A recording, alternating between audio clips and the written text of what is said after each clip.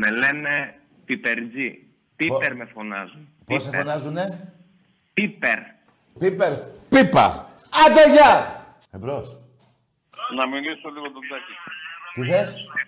Από Θεσσαλονίκη. Τάκη, καλημέρα. Καλημέρα. Άντε, γεια!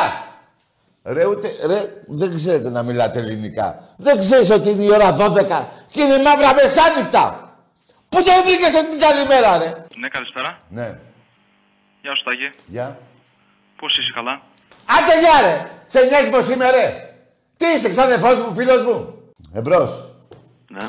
Ναι. Ήθελα να ρωτήσω κάτι. Άντε, γεια, ρε! Πήγαινε ζητά το περίπτερο, ρε. Από μένα να ζητήσεις. Μπορώ να φύγω, δεν μπορώ να γαμηθεί. Τι εδώ έχουν βγει όλοι τρελοί, ρε. Ναι. Καλησπέρα. Ναι, γεια. Καλησπέρα, Τάκη. Καλησπέρα, Άκη. Εσύ. Τηλέφωνο παίρνεις. Τώρα ή το βλέπεις την εκπομπή από το λάπτοπ. Πού? Τηλέφωνο. Α, ωραία. Ωραία. Άμα είναι τηλέφωνο, να σου μιλήσει κάτι. Γεια σου, φίλε. Γεια σου, Άκη. Δεν πας στο διάλογο, λέω εγώ, ρε. Ναι, καλησπέρα, Τάκη. Γεια. Αραούχο, από Σφότα.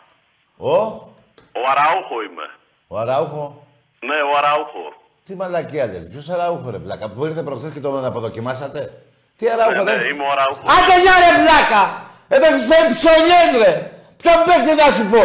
Από Μυραλά, από πού να αρχίσω, ρε. Από πού να αρχίσω, ρε βλάκα. Αραούχο.